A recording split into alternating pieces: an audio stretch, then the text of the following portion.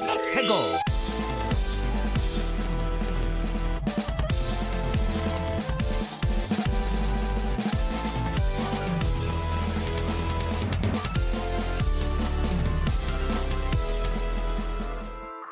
Hello and welcome to another episode of the Ferret 64 podcast with me, your host, Yemmy the Ferret. Ferret 64 is, of course, the one-stop shop for video game news, occurrences, first impressions, reviews, and so much more. And today I come at you, trimmed beard and all, to talk about some big things this week. We got Ghost of Yotei. We got Battlefield 6, baby. We got the Black Ops 7 beta. Yes, I did play that. And plenty of other things as well. So let's just go ahead and dive right into what have I been playing this past week. Alright, it's here and it's as bombastic as ever. Battlefield 6 has rocked the gaming universe, the landscape in general. Boasting the highest player count in Battlefield history, I believe. Battlefield history? Maybe not Battlefield history, but it definitely beat the numbers of Battlefield 2042. Where do I start? It's been a bit of a long journey, and I've been very excited about it. As you know, I spent a lot of time in the Battlefield 6 beta, and I enjoyed what I played. The funny thing is that they gave you all the best weapons in the game.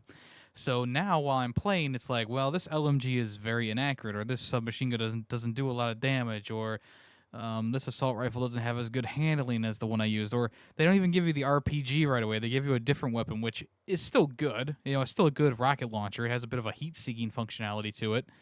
But at the same time, I just want that RPG, So there's a lot of stuff you gotta work towards, a lot of stuff you gotta just kind of earn your way towards with XP and playing the game, which is fine, And I was kind of expecting them to not give you the same weapons from the beta right away, but I was expecting to get some level boosts from getting all the way to level 20 in the beta and getting all those challenges done.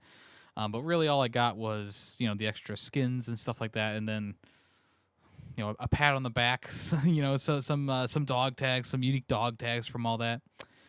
It's fine, it's fine. So Battlefield 6 is here, though. It is playable, and there was a lot of people who were very, very concerned about this game because the last game was so bad. So many people jumping on the bandwagon saying, don't pre-order it, don't wait for reviews, blah, blah, blah.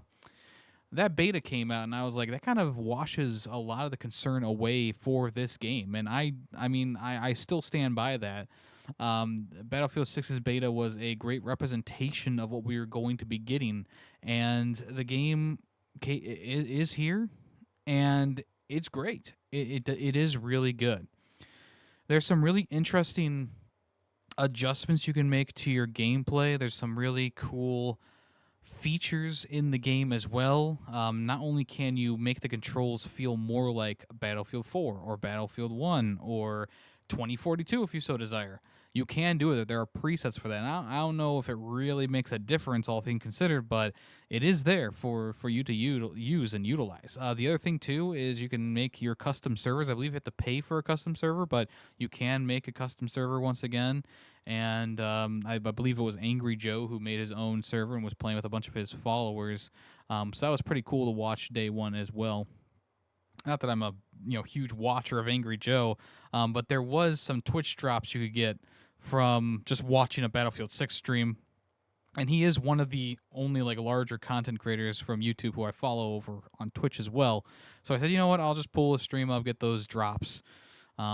So I think most people are enjoying their time with the game. They did tweak things a little bit from the beta, which I was expecting. Vehicle damage is not as high as it was before with the RPG.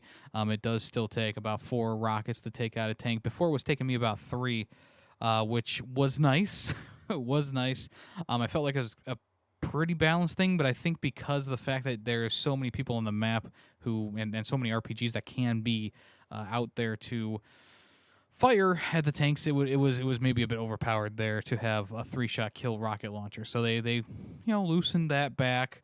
while also giving you this new rocket launcher that you fire it and it goes. It's kind of like a javelin, except it goes straight for a second. It goes up and then hits from above. And it does have a bit of a heat-seeking property. So if you fire it towards your target, it will kind of move its way towards it. Or if someone is using the recon class, you can set up a laser designator, and it will automatically paint various vehicles flying around, which is also very good because then you could just literally have your rocket launcher face upward and fire, and it should go to the vehicle. So just little cool things there. There's also like a little drone that you can man as the recon, which I believe was in the beta, but not many people used it. I can see why. It doesn't really do anything. It just kind of sits there and spots enemies for you, and it's pretty easy to detect as a ground unit. But it's still kind of cool. They really tried to go off the wall with some of these things. Like the first, the assault rifle, the assault class has a ladder that you can use to help get to higher places.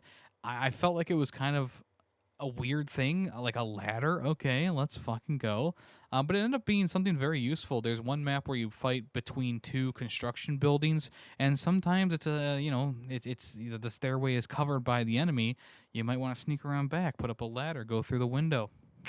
It works. It works. I was very surprised to see people actually utilizing this equipment in a pretty good way. And I was like, wow, that's kind of crazy. I wasn't expecting people to actually use the ladder, but here we are, people using the ladder. I guess another thing to mention would be that the game is just in general fun. I think that it has the right amount of a little bit of sluggishness to your movement, which I did like in the beta. I think they did adjust it a little bit because it does feel a little bit different while you're running around and scoping in. But for the most part, I think it still feels good because it has that little bit of sway to your rifle, or a little bit of like your if you try and turn around really fast, you can't just like do that. Your gun kind of lags behind you a little bit, and that's just more realism stuff. This is not Call of Duty, so anyone coming in here going, "Oh, why doesn't my gun just immediately snap to a player?"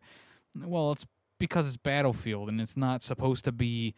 It's supposed to be more of a team game and not just like a one for me kind of game. So yeah, so it kind of is a bit more loosey goosey with the movement and the aiming and stuff like that. I even feel like the little bit of like auto assist for the aim that you get doesn't always really zone in as precisely as something like Call of Duty, and it's because Battlefield is like, well, we got to make it a little bit more realistic here. So you're gonna have a little bit of sway when you're shooting and a little bit of recoil, and it all makes sense. It makes sense, and it could be a little bit annoying for people who are Call of Duty purists, but for me personally, it feels pretty good. And once again, you can adjust these settings in the menus. There's settings for, I believe there is settings for sensitivity and aim assist sensitivity and stuff like that. So you can adjust stuff to your heart's content if you so desire. But I think most people are just going to go with the default stuff, which is what I'm playing on right now. I might try and mix it up and maybe see like what the Battlefield 4 setting feels like on the game. Might not feel any different. There's only one way to find out, really. Other than that, the game looks great graphically. Sounds great. The audio design is very good in the game. The main theme is pumping. Music sounds good. I would also say that just like in general, like the spectacle of the battles, like it's there. It's got that. You're not overloaded with tanks, much unlike Battlefield 2042, where there was just like a tank per person at times. You're not overloaded. There's usually two tanks on the field. One is an anti-infantry. One is is just a regular tank, and then you might have some light recon vehicles, maybe a chopper, and it feels good. It feels balanced, and I think they did a great job of really keen in the Battlefield experience and making sure that people are getting what they want first and foremost, but also that the experience doesn't feel cheap. It doesn't feel like it was just thrown together because they needed to get out another game because Battlefield 2042 wasn't selling. So I think that they did a good job with all of that.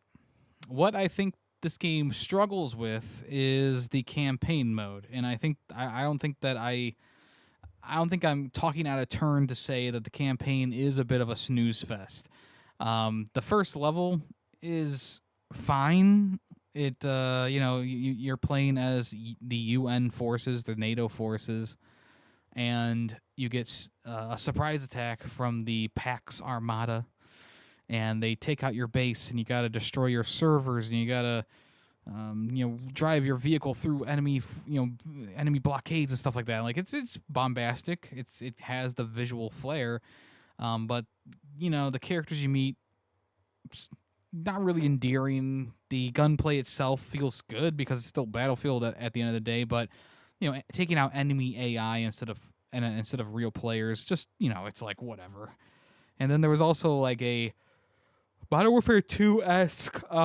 Sorry, it's a little bit late that I'm recording this. Modern Warfare 2-esque section where you're like defending a position and your soldiers are getting taken out one by one. It's like, yeah, it's kind of impactful, but at the same time, like I've spent one level with these people. Like I don't really know who they are or care who they are at this point. But I will say, like I said, the graphics are there, the gameplay's there.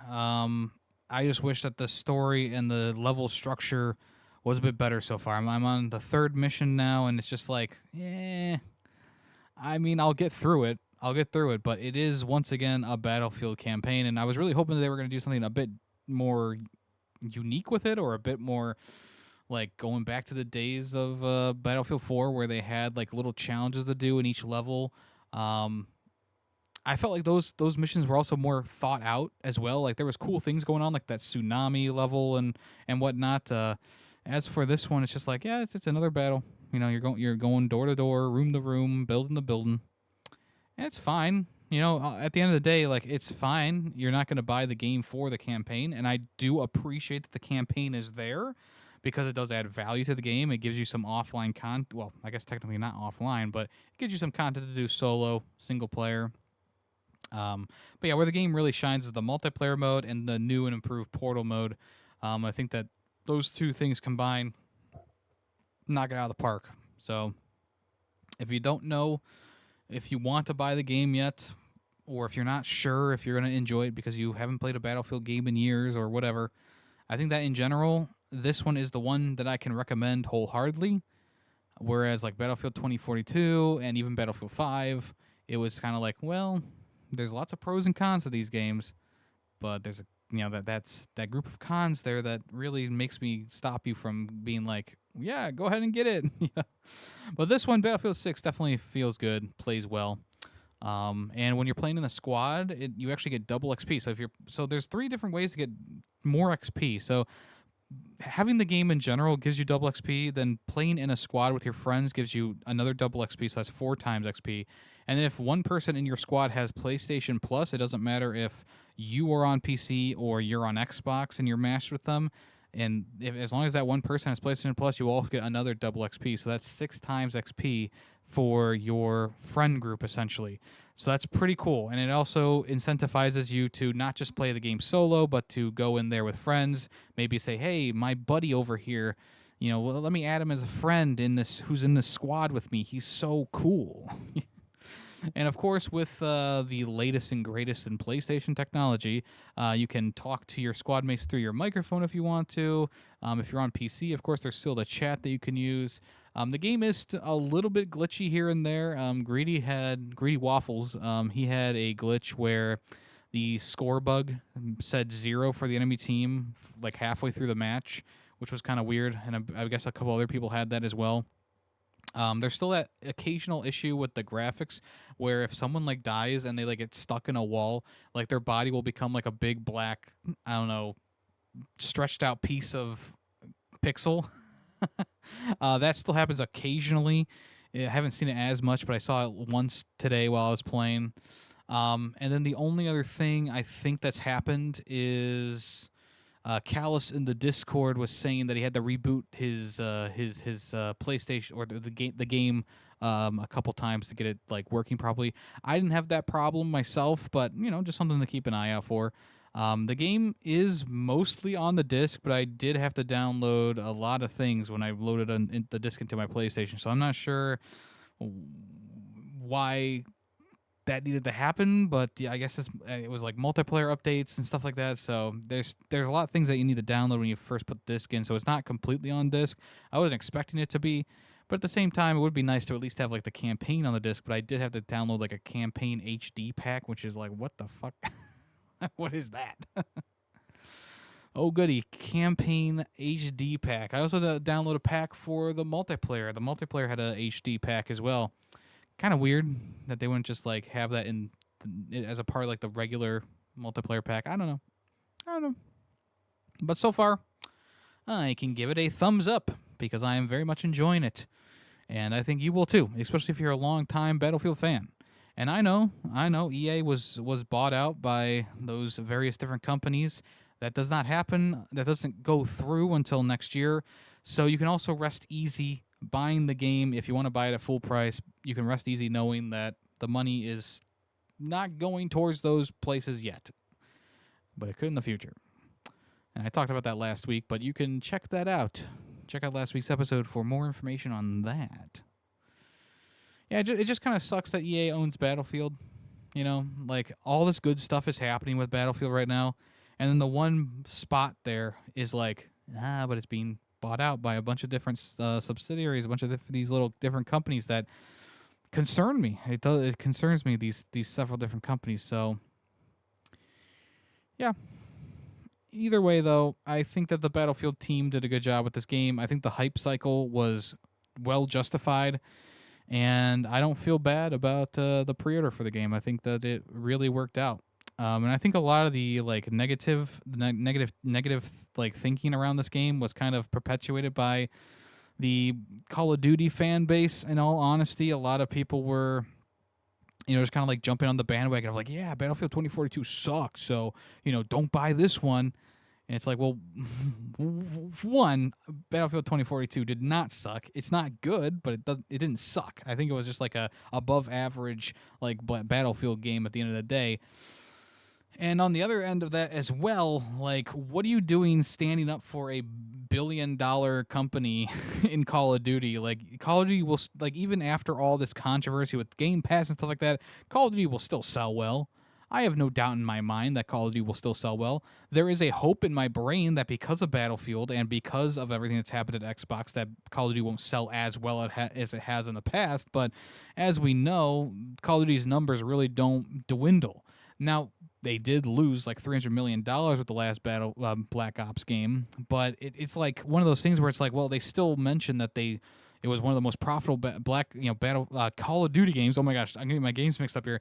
One of the most profitable Call of Duty games. It's like, well, how is that if you lost $300 million on the game? Like, there's so many conflicting things coming from Xbox and Microsoft and Call of Duty. It's hard to know what to believe, but I would most certainly put my money on the fact that Black Ops 7 probably not going to sell as well as Black Ops 6, and probably not going to sell as nearly as well as the other Call of Duty games that have come out in the recent years. So we'll see, though, because I did play the Black Ops 7 beta, and I have some concerns. And I played the Black Ops 7 beta before Battlefield 6 came out.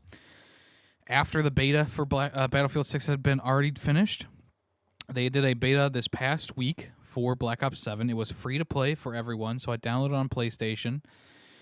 And I have a lot of concerns about this game. It just does not feel good. Like, there's a lot of things you can say about Black Ops 6. It was like one of those real. It was like, honestly, like well, I'm gonna do this a lot today. Black Ops 6 felt good to play. The multiplayer was fun up until a point, and the campaign was fun. Okay, there's three things right there that you can say Black Ops 6 did that well. It also had a good zombies mode as well, and free updates as well for all the new maps and stuff like that. The new weapons obviously were hidden behind battle passes, but you kind of expect that. Black Ops 7, though, they changed how the game feels. It's much more straightforward kind of gameplay. It doesn't have that super advanced movement system that Black Ops 6 had. They also removed wall jumping and wall running. Like, oh, okay, hold on. Reverse. They removed wall running, and they replaced it with wall jumping. I don't know how to explain to you why this is a bad thing, but wall running has been a thing in Call of Duty games since like Black Ops 2, the original Black Ops 2, like, which is kind of crazy because this game is the pseudo sequel to Black Ops 2, and yet you play the game and there isn't wall running in it. You have to jump from wall to wall. It just feels weird, especially after so many years of having free running and having all this stuff. So it's one of those things where I'm just concerned about it. It just that doesn't that like one thing about Call of Duty they can say that Call of Duty has consistency with is making the games feel good to play, and this one just didn't really catch me like Black Ops 6 did. Um, so it's just one of those things where it's like, well, maybe because this was being developed with a faster timeline in mind, because it's a sequel to Black Ops 7. Black Ops 6 was pretty successful with all this stuff going on. Maybe they really couldn't, you know, I don't even know. Like, did they not? Like, usually these games are in 3-year cycles, right? Black Ops 7 starts when the last game by that same studio is published, but I believe they only have 2 studios working on games now. Sledgehammer and Raven helps with both games, but it's mostly like Infinity Ward or Treyarch. And Treyarch is doing 2 games in a row, and Infinity Ward did 2 games in a row last time with Modern Warfare 2 and Modern Warfare 3. And that had a pretty bad track record there from Modern Warfare 2 to Modern Warfare 3. Modern Warfare 2 not game of the year contender, but top 10 game of the year for me. And then for Modern Warfare 3 to come out and just like completely shit the bed, be one of the worst games of the year, pretty weird, right? And then you have the same thing happening here, I believe, with Black Ops 6 being like a good game, enjoyable game. I played a lot of it, even up through this year. And Black Ops 7 just playing a little bit of this multiplayer mode, it just doesn't click with me. It's just not clicking. And I am coming into this as unbiased as I can be with Battlefield 6 being out. I'm mostly comparing Black Ops 7 to Black Ops 6. That is what I'm doing. It shares the same name, and it is made by this I think it's made by the same team, Treyarch and Sledgehammer or Raven. And I think it's a fair comparison between 6 and 7. And I just don't feel confident about Black Ops 7. Graphically, it looks great. I think the new multiplayer quirks that they added in there are interesting, but there's also a bunch of weird decisions. One of them being that wall jumping. Wall jumping is very strange. There's some very weird gadgets and gizmos in this one. They also brought back some kill streaks that are ones that I feel like were pretty well hated in the Black Ops community or the Call of Duty community. Like the one is that seeker drone that you just throw up into the air and it automatically finds someone. I believe that's one of like the most hated score streaks in Call of Duty history, and they brought it back. They also added in this new like ultimate ability where you set down like a pack of drones and the drones have explosives on them and they just follow people. Like that seems pretty shitty. I used it once. It was kind of fun to see like 5 kills come up in a row, but at the same time it's like that's kind of sucks for the other team. Yeah, there's also like some other score streaks. Like there's one score streak that's like the Watchdog armored vehicle thing, kind of like the thing from Black Ops 2, except a little bit smaller. And like they made it like 6 kills or something like that. I was like, that's really weak for something that's so heavily armored and can kill you in like two hits. And then they also have like this automatic like sniper thing where the sniper can like literally see the entire enemy team no matter where they are. Like that's pretty fucking annoying. So, yeah, needless to say, with everything happening with Call of Duty and Microsoft, and I already removed myself from Xbox Game Pass Ultimate, I will most likely be waiting for Black Ops 7 until it goes down in price, or if I end up getting Game Pass at like the lower tier until it gets to that lower tier. But at the same time, like I'm really the only thing I would be interested in playing with Black Ops 7 at this point would be the campaign, just because it is a continuation of a story that I really enjoyed. Like I think Black Ops 2's story is one of the best in Call of Duty, and I think it's because of that you can kind of choose your character's fates and stuff like that, right? And you kind of wheel and deal with like Woods' son and Mason's son, and you kind of have choices to make throughout the entire campaign. I don't think that's how they're gonna make Black Ops 7 campaign. I don't think that's how they're gonna do it. But there is slight interest from me still, because of the fact that they are bringing back what's his name? Alec Mason. But or Alex. Doesn't matter. But yeah, the Black Ops 7 beta. Can't really say that I'm super impressed with it. The new multiplayer stuff that they added in is weird. They brought back the healing where you have to inject yourself with something to heal yourself, which is also like, okay. I mean, I get it, like bringing that stuff back, but it's also like stuff that people were kind of like iffy about when it was around. I believe that was a Black Ops 4 thing where you didn't really have regenerating health. You had to poke yourself with a needle in order to do it. So it's one of those things where it's like I don't think people are like super crazy about it, but at the same time, I'm sure that the people who play Call of Duty religiously are not too worried about it. But yeah, I don't know. At this point, it's like, well, why do we fight over what's better, Battlefield 6 or Black Ops 7? Can't we live in a world where people play both games and can coexist? And the answer to that is no.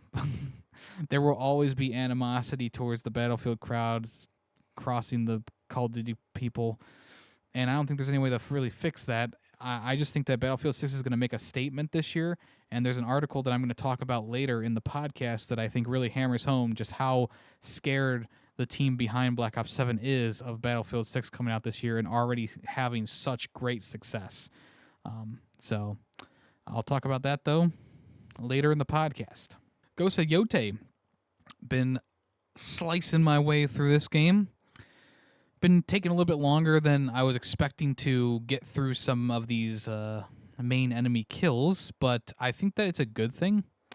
I know some people might be annoyed by how the open world is set up in the game. I think that it is still very straightforward. If you want to just blitz the campaign, like the main stuff, you can. It's not recommended, though, because then you might be missing out on some good armor or some upgrades or whatever. But, if you want to, the game is about 20 to 25 hours long if you just want to blitz the main missions. Personally, though, I think the way that they set up the open world just flows so nicely. It still has the smoke in the distance that you can run towards for enemy encampments or side missions or whatever, shrines and stuff. But you can also just kind of roam the area, get tips from not other people, but from NPCs. Find random occurrences in the main world, run into a group of Ronin who want to collect the bounty on your head. There's a whole bunch of things going on in this game that can get you sidetracked very, very easily. Most recently, I was going to do a mission against, I think it was the Oni. Yeah, I think it was the Oni. And all of a sudden, I found like a group, like a musician, just kind of randomly sitting in like by a lake, and I was like, oh, I can talk to him, and he was like, well, I want to get this special stone to help carve my instrument, from this mountain. So you have to go over to this like lake, and you go over to the lake, and there is like a member of like a group of people who have learned this like secret technique. And so, you fight this guy with his secret technique, almost like how Ghost of Tsushima had it set up like that. Of course, you can't get their secret technique just by fighting one of them. You have to actually find the master. But it's like the first step in to find the master. So this also goes back to what I was saying from the first time I talked about it last week as well, where it's really smartly how they set these things up. So it's not just like a blatant tutorial. It's like, okay, you're going through this, and it's like, you can find my sensei taught me well. You can only learn this move from my sensei. It's like, it's a little bit on the nose, sure, but at the same time, it's like, okay, well, I have a new quest unlocked where I can find the sensei guy and hopefully get the move from him. That's supposed to be really good. But it was just another thing where it's like, okay, well, now I got this stone, but there's a shrine right next to me, so I go to the shrine. Then there was like one of those paths through those torii gates, and I was like, okay, gotta do that because I'm right here. And then there was a side mission during the climb through the shrine, so I was like, okay, fine, I'll do the little like side mission where I get to collect some flowers and put them on a grave. And then I was like, well, I'm nearby like a wolf's den, so I might as well do that on the way back. And then that led me over to like where another shrine was. And then also I was like, oh, there's an enemy outpost over there. Let me go do that enemy outpost. So like there's so much stuff going on in this open world. And it doesn't really seem overwhelming to me. Like there's so many games that'll just put thousands of pins on your map, or like Assassin's Creed Shadows, where it's like you have to just figure it out. This game, they kind of give you that same idea of like, just go for it. But they always have the main stuff marked for you.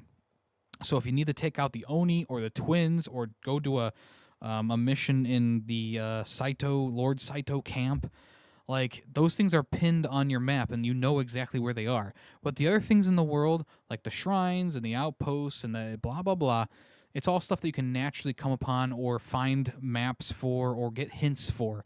And once you get those hints, or you buy a map or whatever, you can actually use that little treasure map you get and place it onto your map, like I was talking about last week. And that's like one of the cooler things about the game. So now, instead of just like bumbling around, not really knowing, where the next shrine is, you can maybe get a tip from the local inn, or you can buy a map where the guy's like, I found this shrine, and he draws those little treasure maps for you.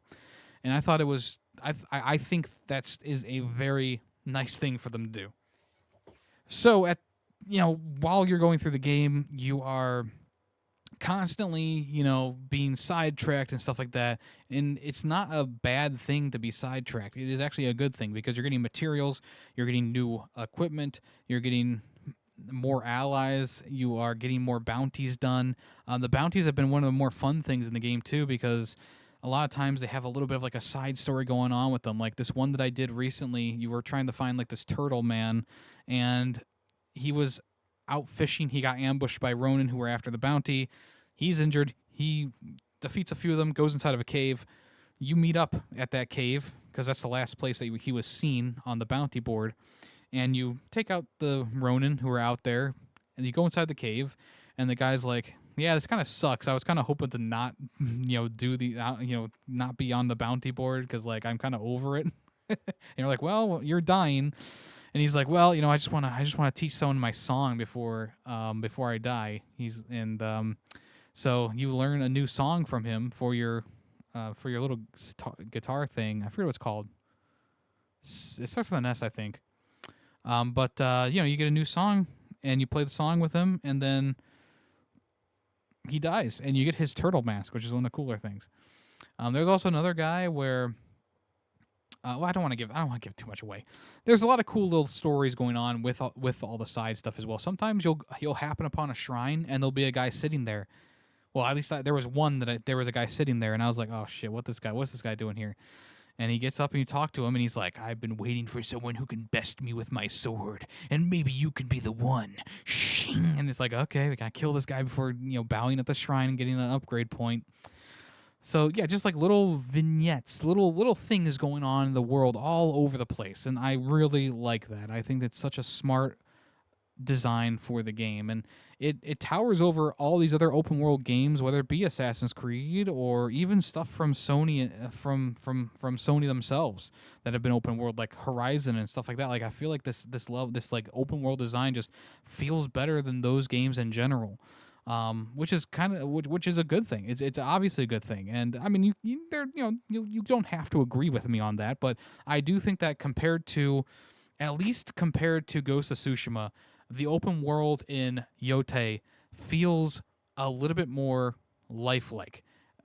Ghost of Tsushima, fantastic game. Probably should have been my game of the year that year, but I felt like Last of Us Part 2 was better. But obviously, I think Ghost of Tsushima has stood up on its own. It hasn't faced the same criticisms that Last of Us Part 2 has gotten, right? But at the same time, like I felt like Ghost of Tsushima's open world, like it's very much like, okay, go point A, point B, point A, point B. Go. Like the open world stuff didn't feel as natural to me, in a way. I feel like the open world stuff in Ghost of Yotei is just designed just a little bit better. Like I think they're kind of on the same level, but Yotei is a little bit better than the open world design of Ghost of Tsushima. Now at the same time, I do kind of miss that stance system from Ghost of Tsushima. Now I know that you only have the sword for Ghost of Tsushima and of course the bow and arrow, and there's some other tools you can get as well. But the main thing you're gonna be doing is using the katana, and I do feel like the stance system for the katana and having the different stances to take out the different enemy types is a little bit more. I feel like it's a little bit more of a. I'm trying to think of the right words to say here. I think it's a bit more flowing than switching your weapons out completely for each enemy type. It's very similar in that way, but it's also a bit different, and it takes a bit of getting used to actually switch out your weapon and have a completely different move set rather than switching out to a different stance and just kind of having a different flow to your gameplay style. Now, I get it. Atsu, she is a self-trained warrior, Ronin. She, takes snippets of information and builds upon that. And with each weapon you get, and the more you do for the person who teaches you how to use that weapon, you can improve your skills with that weapon and get new unlocks for that weapon. But at the same time, I feel like switching between all these weapons from the katana to the dual katana to the like spear thing to the odachi, like it just feels a bit more clunky than I think it needs to. And then that also compounds onto the fact that I still, once again, from last week I talked about this too, I still like I'm not super crazy about the system in the game for locking on. Now, I was notified that there is a more natural lock-on system that you can do if you want to turn it on in the assist mode, and I might end up doing that. But I do like to play games the way that the developers intended them to be played, so I may hold off on doing that unless I get super annoyed by it. It's still not my favorite thing ever, but I am getting a little bit more used to it as I go along. I think the one thing that has been a bit of a negative has been the camera for the game. It just feels that it just seems to do whatever it wants sometimes while you're in combat, which can make it so that you don't see like half of the enemies on the screen. And it's like, well, just if you zoomed out just a little bit, or if I move the camera over just a little bit. But I'm trying to manage three people in front of me and like two enemies behind me and what weapons they have. I'm trying to like switch stances as they start to attack me. All these different things. And there's plenty of different moves that they have too. Like they have the blue glint moves, which are you have to parry those, and you can perfect parry those. They have yellow attacks now, which will knock your weapons out of your hands, which is a really cool feature. Don't get me wrong, but also it's like while I'm trying to control every other aspect of this game, like watching out for the yellow glint is just like another added on thing that can kind of mess me up a bit. And there's also the red unblockable attacks. You gotta dodge out of the way. There's all these different things. And at the same time, Atsu has a lot of offensive capabilities as well. With every different weapon having its own moveset, there's a lot of cool things you can do. The Odachi, you can push people and kick people, so you can actually kick them off of cliffs if you want to. With the the staff, you can actually do like a whirlwind attack as you're running towards an enemy, which is pretty cool. With the katana, you can do your perfect parries. Well, I think you can do perfect parries with every weapon, but the katana has like a perfect parry, has some other stuff in there. The dual katana has like a windmill attack where you're just like constantly slicing with the dual swords in front of you. It's all very cool. It's all very cool. There's still one more weapon I think I need to get, which is the I forget what it's called right now. The kunai with chain. And I probably will get that sooner rather than later. But right now I'm still going after the Oni and the two twin brothers, or the two brothers. I don't know if they're twins. I keep calling them twins. I don't think they're twins actually. Just the two sons. But I'll probably get to that pretty soon, either today or tomorrow, or probably more like tomorrow. And I was kind of worried that they weren't going to show enough of Lord Saito, but then I did a mission that kind of revolved around Lord Saito, and I was like, okay, cool. They actually are doing stuff with the character. I feel like with the first Ghost of Tsushima, you do meet up with Kotal Khan a lot, but he just kind of seemed like more of a, I don't know, just kind of like a side character a lot of the times. Lord Saito definitely has a presence in this game, and I think that as a character, he's very interesting so far. And I won't spoil what happens, but there's a pretty interesting section during the game pretty early on. So, all in all, I would still give this a hard recommendation. If you liked Ghost of Tsushima, you'll love this game. Well, if you loved Ghost of Tsushima, you'll love this game. If you like Ghost of Tsushima, you'll probably like this game. I could see someone who maybe hasn't played Ghost of Tsushima having a bit of trouble with this game, because there are some things that are quirks from Ghost of Tsushima that transferred over. But like I said, they did add in some extra accessibility stuff for you. So if you don't want to use the natural lock-on system, you can actually have a button press and a swapping of characters if you want to, which I think I'll see if I get too annoyed, But yeah, Ghost of Yotei. Having fun with it, I feel like I've played a lot of the game. I think I'm about 20 or so hours in right now, and I feel like I haven't really gotten anywhere like in terms of like main story stuff. But at the same time, I have done a lot in the game. Like I've done so much in the game. Maybe that's a good thing. Maybe that's a good thing. We've also been playing Dying Light: The Beast quite a lot. It's been a very good experience. I think it's a very good game. It's kind of on par with the original Dying Light, in my opinion. Um, they, I think that they kind of combined what I loved about Dying Light 1 and the DLC together for this game. Uh, but the only thing that they're kind of missing from this one, from the DLC at least, is like a vehicle that you can kind of call upon anywhere that you're at in the open world. I feel like the map is a good size, and we're at the point where it's like, yeah, it looks like there's just one map for this game, which, it's fine. Like, I'm not going to complain too much, but I do feel like there's that city in the middle that you start out in, which is kind of like Haran, and then there's just open fields and like small villages around. And I just felt like, there's also like a refinery too, which has some good parkour in there as well. But I just feel like, man, if they just made the city like a little bit bigger, or if they added some like another like city in this one, like they did for the first game, that's like maybe in the distance that you can go to, or maybe just having more stuff set up in this like barren farmland to do parkour off of. I think that would have been perfect. Would have been absolutely perfect. As it is, it's good, it's fine, but I do get a bit bored just running in a straight line across wheat fields. you know like I do feel like they could maybe have, I don't know, change it up just a little bit, but at the same time, like, yeah, it's fine, I don't mind it that much, but it is a bit of a thing there's like, I just wish that there was more hardcore parkour type areas rather than just the city, because the city itself, I believe, is like a level 1 area. So like, Greedy Waffles and I, we're like level 12 at this point. So like, if you go back to the city, it's like not really that crazy. It's just like, it doesn't really, the enemies in the area don't really get stronger. Like, new versions of the enemies come around, which are tough to take down, like the tank and bulldozer and stuff like that. But at the same time, it's like, yeah, but the regular zombie enemies, they're no longer like that big of a threat unless you're running around at night. Then it's pretty scary still. And I think that's one thing that's a strong point about the game.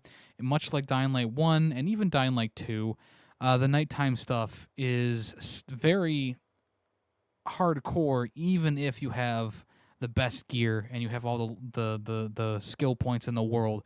Like those volatile enemies who are very fast, very strong, and can kill you in like a couple hits no matter what, are still very frightening, and there's not much you can do against them other than use some UV lights, maybe a UV bomb if you have it at your disposal, and run, right? And we have fought a couple of them. One time we thought there was one alone, and I was like, he's right by the objective. Let's just take him out. And it ended up being a bad decision because like he called upon his friends and like 5 other volatiles came around and we just got fucked in the ass. I was like, damn it, what a bad decision. So we've kind of been avoiding the nighttime stuff, but we still go out at night if need be. There's actually a mission that takes place in almost entirely at night where you hunt down the Yagi or whatever they called it in the game, which is a pretty intense fight, pretty intense part of the game. The other thing that is a little bit annoying, and Greedy has expressed this while we're playing, and I do tend to agree, there are a lot of shootouts in the game, and a game that's very much based around parkour and melee combat. They do give you a gun a lot, or they give you like a shootout a lot, and the enemies with the guns are very damaging. They can take you down pretty quickly if you're not paying attention. And there's really no way to close the gap with them unless you have like a flashbang or if you shoot them a little bit, right? And I think that is not really a super detrimental thing to the game, but it is a bit of an annoyance where it's like, yeah, I just wish that maybe this was like a parkour section where there was a guy with a gun at the end of a hallway, or maybe one sniper in the background while the rest of the guys are melee weapon guys. Like I just feel like, yeah, sure, the militia is tough and they are obviously well equipped, but at the same time, I do kind of wish that there weren't so many forced encounters where you have to use a gun, or they actually even physically give you a gun to use just in case you don't have one yet. So that is one thing that is a little bit annoying. Other than that, though, I feel like the game is good. I'm enjoying it a lot. I think that in terms of, you know, Dying Light games, it's one of the best. I'm debating if it's better than Dying Light 1 right now, but Dying Light 1 has such a just a it has a place in my heart like no other zombie game, right? And I do still feel like Dying Light's open world free running, especially in the second city that you get to, is just like so well designed and it just feels so good. I just like that's the one thing that I'm missing from the Beast, where it's like, yes, getting like a bunch of free roaming stuff to do, because as it stands, there are places out after the city that have some free roam places, but or free running places, but a lot of times you're just going to be running across the field, and not I'm not super crazy about that. I would also like to say the voice actors in the game are trying really hard, maybe a bit too hard for the tone that the game is going for, which is more. I mean, it's kind of a mixed tone kind of game where it's like some parts are serious, some parts are goofy. The voice acting is very serious in the game, which can have the. I just feel like sometimes it just has the wrong vibe to it for the scene. But at the same time, it's fine. I think Kyle Crane's voice actor is doing a good job. I think everyone's doing a good job. It's just sometimes it can be a bit unintentionally goofy because they're being so serious about something. And you're looking at the character; he's like dressed up as a hippie. It's like, okay, sure, dude. I'm very invested in this. So, yeah, I mean, Dying Light the Beast has been good. It's been good. I haven't talked about it in a while just because we've been playing it regularly, but I really haven't had anything new to say about it. And I kind of in the same spot where it's like, yeah, I'm enjoying it. I think it's still great. Having a good time with it. I think it's on par with the original game and its DLC. And I think it's better than the Dying Light 2. And we'll keep playing it. I think we're getting pretty close to the ending of the game. We did all of the like side stuff we really could do up until this point, while also doing main mission stuff as well. And I feel like we're getting to a point where maybe we're getting to like the third act at least. Like I feel like we're getting somewhere there. We got all the power stations turned on. We got a good amount of the map covered. We got a good amount of safe houses and stuff unlocked. So, yeah, maybe we're too forward in doing these things so early on, but it also has given us good gear and got us to level up more. And yeah, we'll see where it goes. But I am enjoying it, and I think if you're debating whether getting it or not, if you like Dying Light 1, you'll like this game. Much like with Ghost of Tsushima. If you like Ghost of Tsushima, you'll probably like Ghost of Yotei. Same thing here. If you like Dying Light and you like this DLC, the following, then you'll most likely like Dying Light the Beast. All right, last thing to talk about here. Alone in the Dark 2024. Played through that this past, I guess it was kind of like week and a half. The game was a little bit longer than I was expecting, but it was okay. I think the game played well. It looked good, but the combat in the game felt not as impactful as I was hoping it would. Even with like the melee weapons you get, there's just like no impact whatsoever. Like especially when you're using like the pistol. Like I just felt like, yeah, it just doesn't really feel like it has the punch that I'm looking for in a game like this. Like if you play Resident Evil 2 remake or even the latest Resident Evil 8 or 4 remake, like those weapons, the combat, it just feels good. It feels like it has some punch to it. And Alone in the Dark just doesn't really have that feel to it. And it might be because they're trying too hard to be like the Resident Evil remakes, where it's like, oh, they brought back their old franchise and they redid all these games and people love them. So let's bring back Alone in the Dark, which actually predated Resident Evil.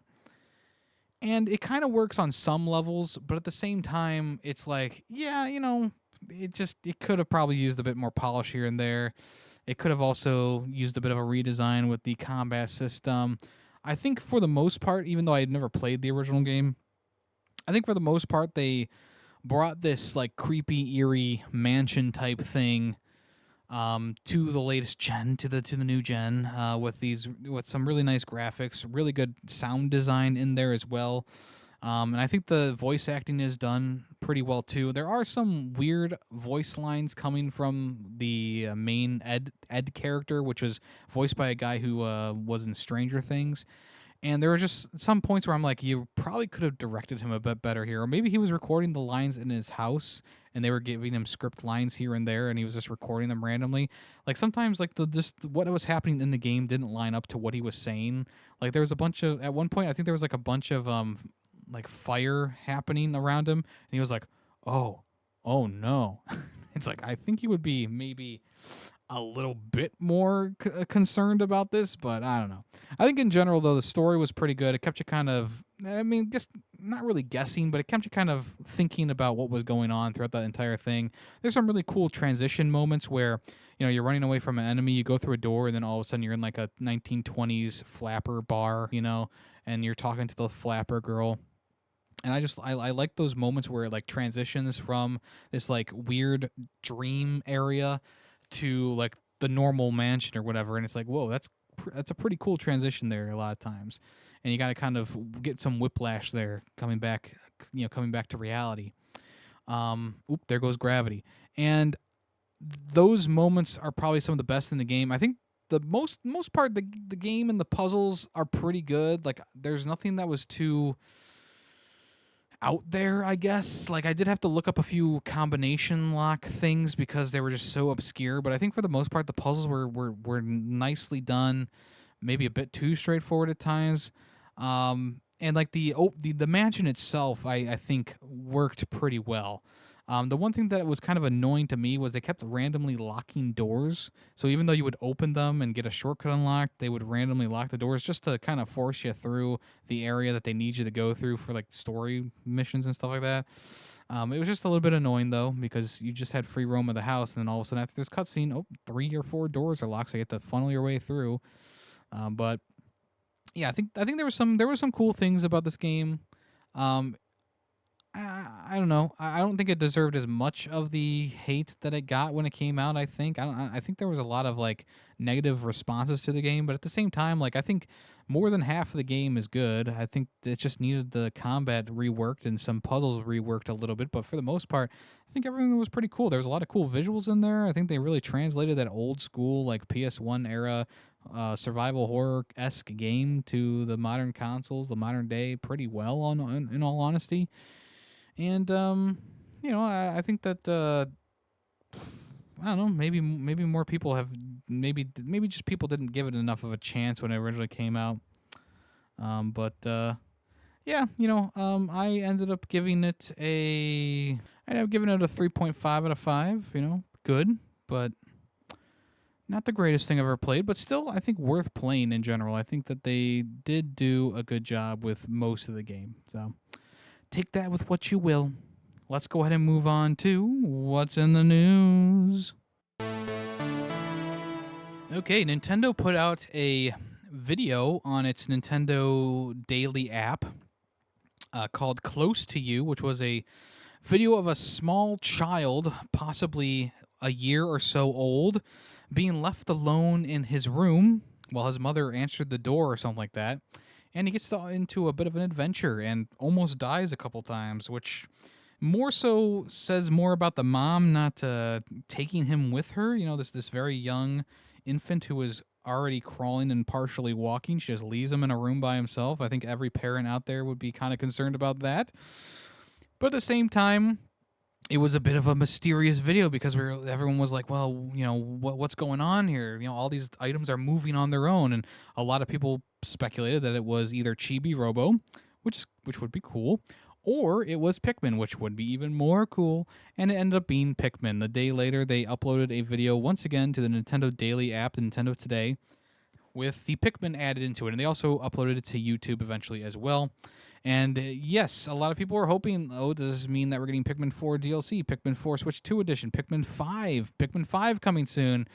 But I believe it was confirmed that this was just a animated video from Nintendo's new like film department or whatever, animated works department, just showing what they can do, which is like fine, like okay, I get it. But did you have to use the Pikmin, like the character who these little characters who I think a lot of people fell in love with Pikmin 4. Pikmin 4 was so well received. It was my game of the year that year that came out. Like, I had to use the Pikmin for this. Like, this should have been a trailer for, like, hey, we're working on Pikmin 4. I think that would have been fantastic. But at the same time, I think because Pikmin 4 sold so well, we're going to see Pikmin 5 eventually down the road anyway. But at the same time, like, this is a really fun little video. It's like, what, 2 or so minutes long.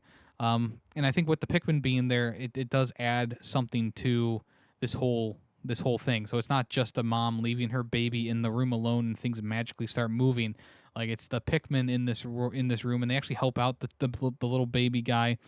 Yeah, I thought it was like a little fun little video. Like, what more could you want? And I think that, like, the animation style looks good. Um, and the Pikmin are fun. Pikmin are fun. Pikmin are cool. Pikmin are awesome. We need more Pikmin in our lives, and this was one thing for you. One thing for the Pikmin fans out there. So we'll see if a Pikmin thing comes up soon. Probably not, though, but maybe. You never know. Heart Machine, the studio behind Hyper Light Drifter and Solar Ash, have been hit with an unspecified number of layoffs. They also have another game ongoing in development at the studio, which may have been impacted as well. This is unfortunate because Hyper Light Drifter is one of those, like, indie gem kind of games. People love that game. Solar Ash wasn't as well received, but I think it was still a good game. So, at the end of the day, like, did they deserve to get, have people laid off? No, of course not. In a post by the studio, they said, as we wrap up our work on Hyper Light Breaker, we've had to make a difficult decision to part ways with a number of talented team members. This was not our ideal path, but rather the only one available given the circumstances. While this path will include a conclusion on the project, it reflects the broader forces behind our control, including shifts in funding, corporate consolidation, and the uncertain environment many small studios like us are navigating to today. Yeah, they were working on another title called Possessors, which was a 2D action game that was going to release on the PS5 in November. So that's one of the two games, and they were also working on Hyper Light Breaker, which was the sequel to Hyper Light Drifter. So there was two games in development at the studio. People are hoping that Possessors wasn't they're hoping that still comes out. It still comes out, essentially. Hopefully the people who lost their jobs find some new work, and we'll see what happens with the studio after these next two games come out. Okay, PlayStation has officially allowed you to start reviewing games on the PS5 and PS4 PlayStation Store. You can now give a rating, give a title to your review, and you can also write your review with a maximum of 4,000 characters. You can also mark if the review has spoilers, and you need to agree to the terms of service and behavioral guidelines in order to submit your review. So if you just put 1 star and say one word like dumb or shit, I don't think they'll let that stay up. This was something that I thought was a long time coming. They did add the rating system a while ago, like out of 5 stars rating system a while ago, and I thought that was a smart thing to do. And this is another thing that I think is smart to do. Now, are you going to want to type out an entire review on your controller? No, but you can plug in a keyboard, I'm pretty sure, and type away on that if you need to.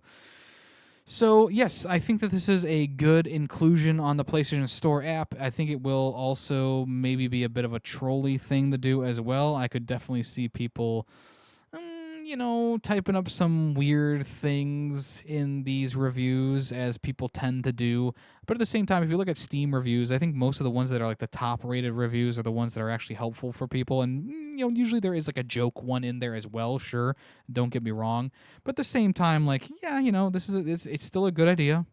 I think a lot of people will end up writing reviews on PlayStation Store. I think a lot of video game companies like IGN or something like that will just be like, here's a link, or look up our review on IGN.com or something like that. I think they'll do that as well. We'll see if this sticks around. I'm sure it will. I am interested to see just how weird these reviews are gonna get, especially for the like AI games out there, the ones that have like the AI stuff in it. It's like a really basic game.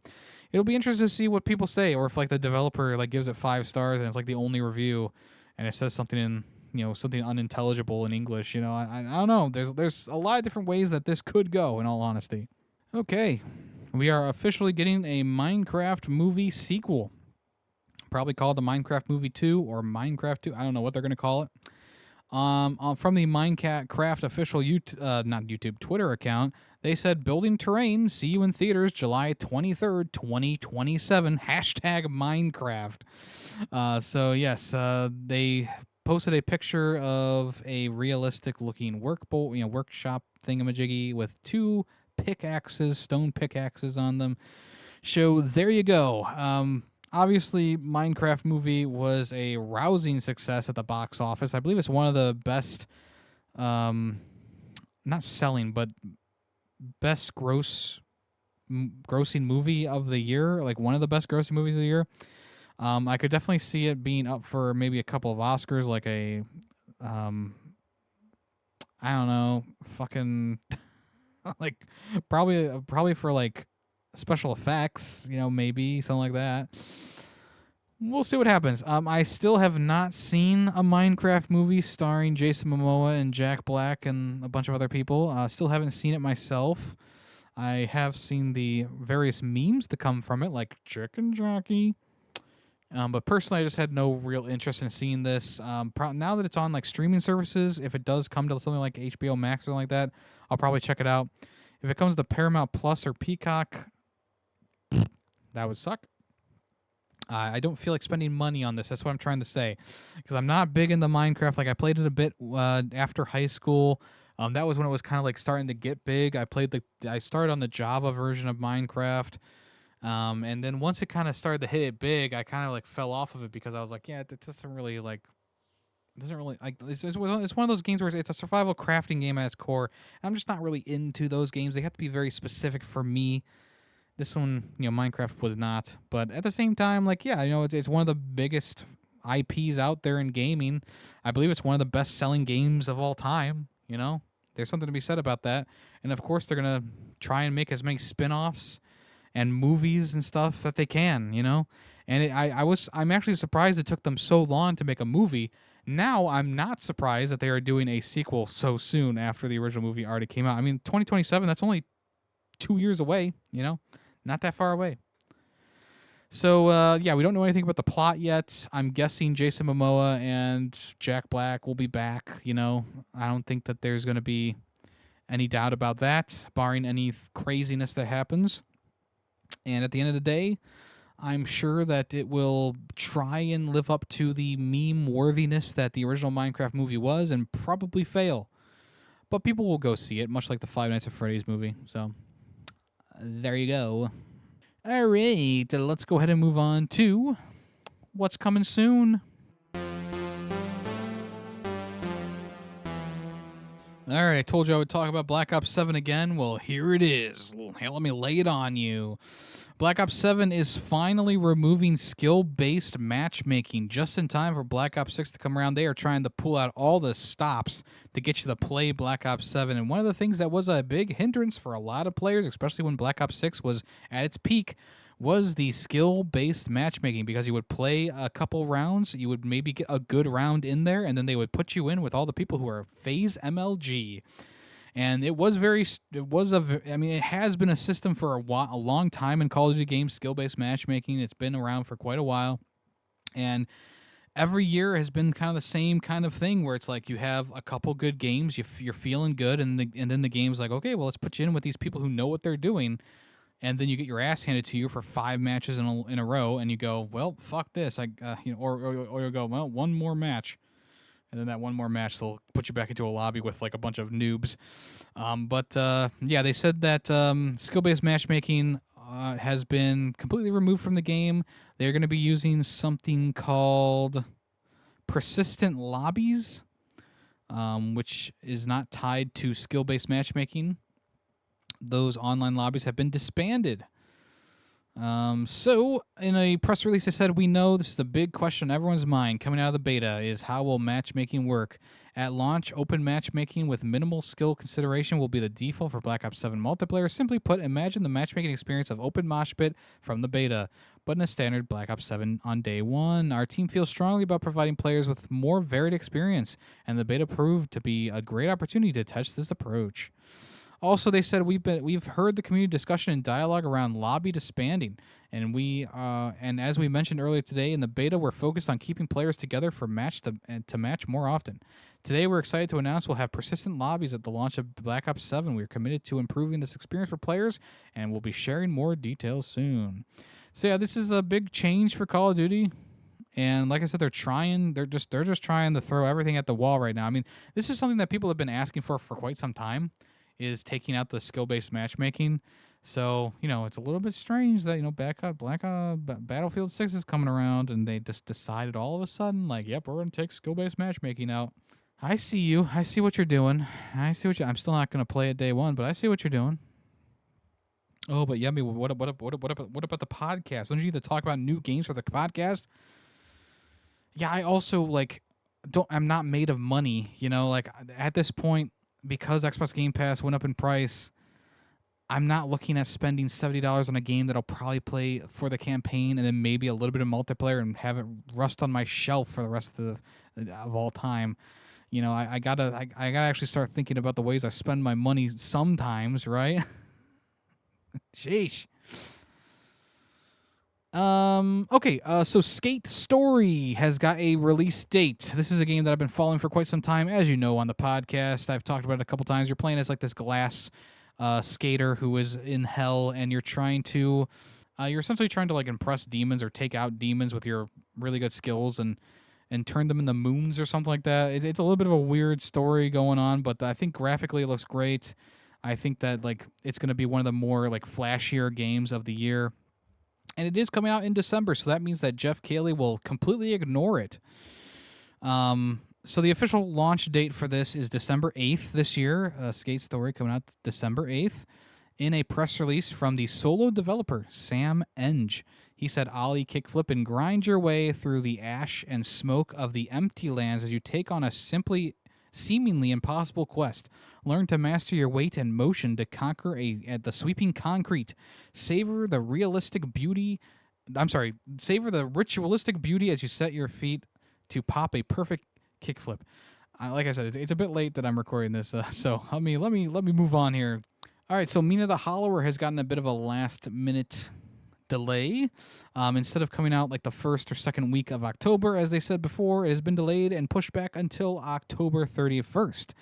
This is to finalize designs and art and sound, give the game a bit more balancing, implement localization, eat more cheese, and test on all platforms. So this is a game that's very much inspired by the Game Boy Color era of Legend of Zelda games. I believe Link to the Past was one of the games that they said it was heavily inspired by. Graphically, it's like a top-down Game Boy-ish style game. It looks very good. This game looks like it's going to be very good. I know there's a lot of people who are very excited about this, but we will be able to play it before the end of the year on October 31st if you are willing to wait a little bit longer. I'm sure it'll be fine. Speaking of indie games coming out, we have PowerWash Simulator 2 has an official release date. It is coming on October 23rd, 2025. So they decided to release the game a bit sooner than I was expecting. I thought they were going to wait until November to release this, but October, here we are. Once again, you're going to be working for this PowerWash company, or you are the PowerWash company, essentially.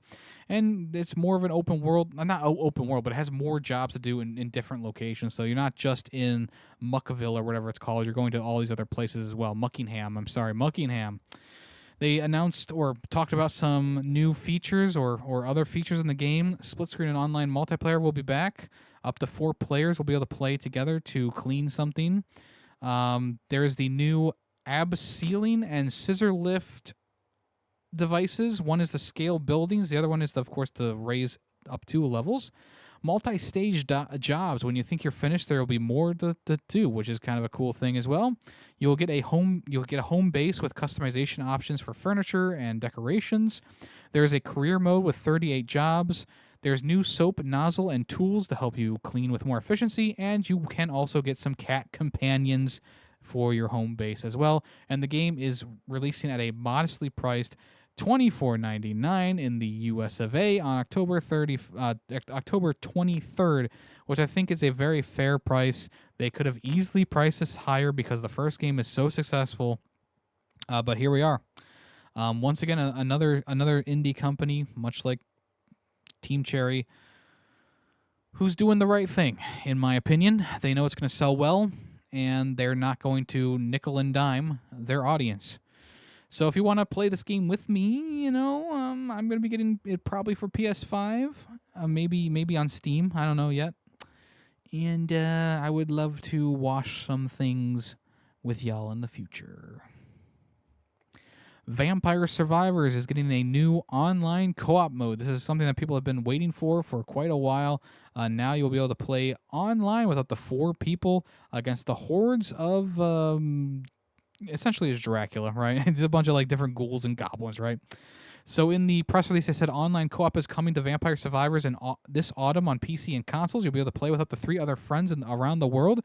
Free roam the stages whilst your friends struggle to find their way through. Astral Stare, or maybe see if you can survive all of Room 1665. Autumn is our time to shine, so be sure to come back next week to see what the following card review will be. So it looks like there's like a bunch of different cards on this like video, and this is the second card of 4. So I'm guessing the other ones are new things coming to the game as well. So we'll have to wait and see what those are. But I think this was the biggest thing was with version 1.414, adding in online co-op. All right, speaking of updates, Expedition 33, which has now sold 5 million copies in 5 months. They are putting out some new, a new patch, a new update. There will be a new playable environment to take the characters of Expedition 33 to, with new enemy encounters as well. A new boss battle. Late game players will need to challenge this new boss. There will be new costumes for each member of the expedition. There will be new text and UI game localizations for Czech, Ukraine, Latin American Spanish, Turkish, Vietnamese, Thai, Indonesian, which will bring all the supported language up to 19, and there is more to come. So I think this is a pretty cool update. Not sure what the new area is going to be per se, but they did post a screenshot of like a child's room, which could mean that you're getting Honey, I Shrunk the Kids kind of thing going on. Yeah, Claire Obscure, Expedition 33 getting a bit of an update here, which I think is pretty cool. And maybe it'll bring some people back to the game to challenge that new boss. Final Fantasy VII Remake and Rebirth are getting a dual pack with 3 discs included inside. Here's the funny thing: they recently we got The Last of Us Part 1 and Part 2 on a dual disc for like $120 something. They are putting out Final Fantasy VII Rebirth plus Remake Intergrade for $60. 3 discs, $60. This is coming out December 4th. I think this is a fantastic deal for 2 games. One of them has only been out for less than a year, or maybe about a year at this point, which is pretty crazy. So yeah, if you've been waiting to play these games, now is the opportune time. You can buy both the games for the grand total of $60. I think that's just such a great deal. There is also an Xbox Series X and S version, and there will be a Switch 2 version coming in 2026. So there you go. Pretty cool. And going along the same lines here, Final Fantasy VII and 8 Remastered is getting a twin pack in the U.S. Originally, these were only available in Japan, but now they're giving the twin pack experience to the U.S. So Final Fantasy VII and 8 Remastered will get a twin pack, and then they are releasing Final Fantasy 9 as a physical cartridge as well on the Switch. These will both be available December 9th as well. So I think that's really nice for people who live in the U.S. to get the ability to buy these games physically in these combo packs and stuff like that, especially these games that were only available physically in Japan before. Now you'll be able to buy them in North America, and they're both going to be $40 each, which I think is a bit expensive for at least one game being $40, Final Fantasy 9. I'm sure that people will pay that because these are some beloved games in the franchise, but at the same time, I feel like it is a bit of a stiff price for not even Switch 2 version of these games. It's just Switch 1 remastered version of these games. But I'm sure there will be some sales along the way. Maybe that'll be when you want to get them. Or if you're a super fan of Final Fantasy, here you go. Buy the games. Don't let me tell you what to do. And then finally for today, Nintendo has updated the SNES library with 3 games, one of them being a first ever game release for North America for one Mario and Wario from Game Freak. This is a puzzle platformer developed by the Pokemon developer. It debuted on the Super Famicom in 1993, and you will need the Joy-Con 2 or a USB mouse on the Switch to play it, because it is like it's almost like Mario versus Donkey Kong, except it's you're kind of like you're like having Mario has like a bucket on his head or something like that, or an egg, and you have to like place blocks for him to go across and break blocks and stuff like that and get him to the goal, which is Luigi.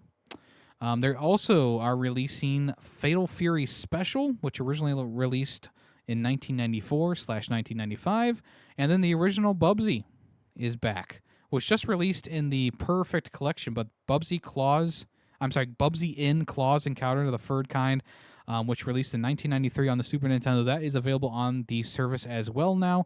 I think out of all the Bubsy games that I've played, which has been 3, Bubsy Claws Encounter of the Third Kind is the best of the 3 that I've played, and it'll probably stay that way even with the new game coming out, 4D. But we'll see. We shall see. But I think the cool thing here is Mario and Wario coming out. I mean, I didn't even know about this game before all this. Like, that is pretty cool that they are bringing. They're doing this. They're localizing a game for the North America for us. So cool beans. Alrighty then, let's go ahead and do the song of the week. If you know the name of the song and the game that it came from, let me know in the comments below, and I will give you a thumbs up, a heart, and a congratulations. Or if you come over to the Discord, I will give you a super reaction, and you'll get the admiration of your peers. Also accept entries on Spotify as well, of course. If you know the name of the song and the game that came from, let me know. Let's go ahead and listen to today's song right now.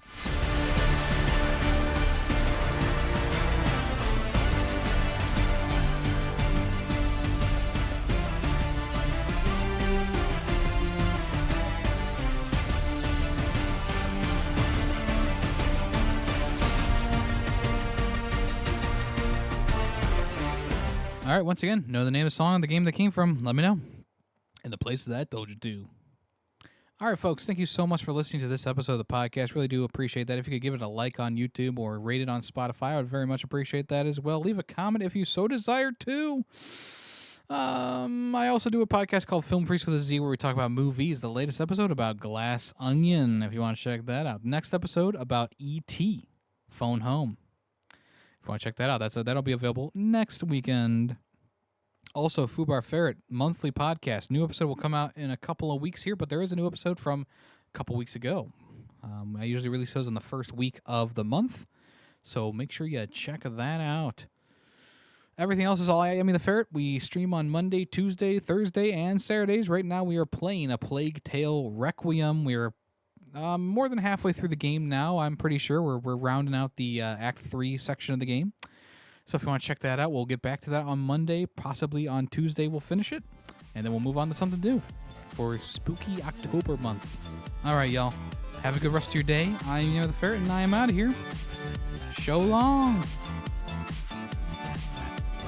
The Ferret 64 podcast is owned and edited by Yemmy the Ferret. Small sound clips used throughout the podcast were made by Yemmy the Ferret. The song in the intro and outro is Nightshade by Adhesive Wombat. The Ferret 64 logo was made by Player2P2. News sources include PushSquare.com, NintendoLife.com, and PureXbox.com. All opinions, video game related, are my own. Thank you for listening.